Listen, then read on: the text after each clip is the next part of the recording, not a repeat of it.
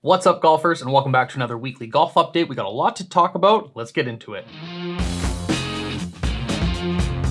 If it's your first time here to this channel, my name is Brandon. I'm the host of New 9 Golf, and make sure you follow our Instagram page at New 9 Golf. We're going to be so happy to have you. We pump out a lot of daily content. Make sure you give us a follow. First up this past weekend was the Genesis Invitational hosted by Tiger Woods, and the winner was Max Homa.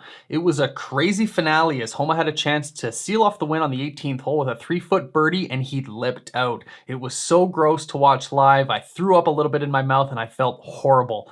The tournament went into a playoff with Tony Finau, who is still looking for a win this season. Tony is the Mr. Second Place, it seems, that he just can't cap it off. He had a chance in the playoff. Max made a disgusting up and down on 18. His ball was resting up against a tree stump where most of us amateurs will be looking to save bogey or probably a double bogey. Max got up and down for par, pushed it to another playoff hole where he won with a par. It was a heartbreaker for Tony Finau, who couldn't cap off a win. It's hard to believe there was a $600,000 difference between first and second place, but a huge congrats to Max Homa. If Max Homa is a new name to you, you might have heard of him previously before on Twitter, who just destroys people's golf swings. It's been a trend that if you have a terrible golf swing or a buddy who has an interesting golf swing, to post it on Twitter to tag Max, and he might respond with some quirky responses. We'll put up a couple examples so you can see what I'm talking about.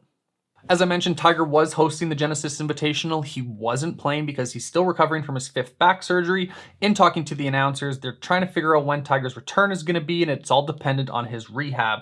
This was his 5th back surgery, and only time will tell how he's going to heal. He's hoping, fingers crossed, he'll be playing at the 2021 Masters coming up in just a couple weeks.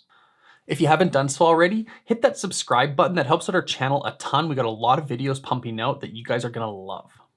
Some news broke last week about Michelle Wie. Former New York City Mayor Rudy Giuliani was caught on a podcast talking about Michelle Wie's undergarments. It was a bad look for Rudy and it was highly inappropriate. Michelle Wie did respond in saying that the shorts she's always wearing are specifically designed to not show the ladies' undergarments so that ladies can be more comfortable and stand over the ball however they please. Good for Michelle Wie for clapping back and giving her perspective.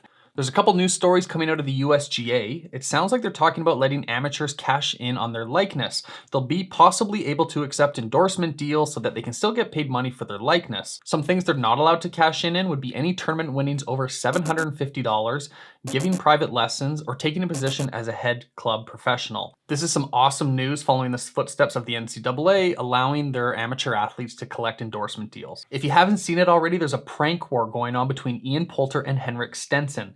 The two of them have been filming each other on Instagram, doing some pranks back and forth. The score was recently 3-0 for Henrik, but Ian Poulter got a hold of Henrik Stenson's Ferrari. You can check it out on our Instagram at New9Golf, where Ian Poulter spray painted Henrik Stenson's Ferrari wheels pink. He also put a wrap on the top of his Ferrari. If you want to see it, make sure you check out our Instagram page.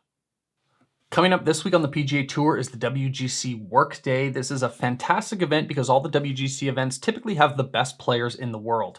Dustin Johnson is the favorite, but there's a $10.5 million purse that all of the PGA Tour players will be looking for some FedEx Cup points and to cash in on a WGC event. The USGA is still talking about rolling the ball back. It seems like it's the conversation that's never going to end, and for me personally, I think it is the dumbest thing to continue to be talking about.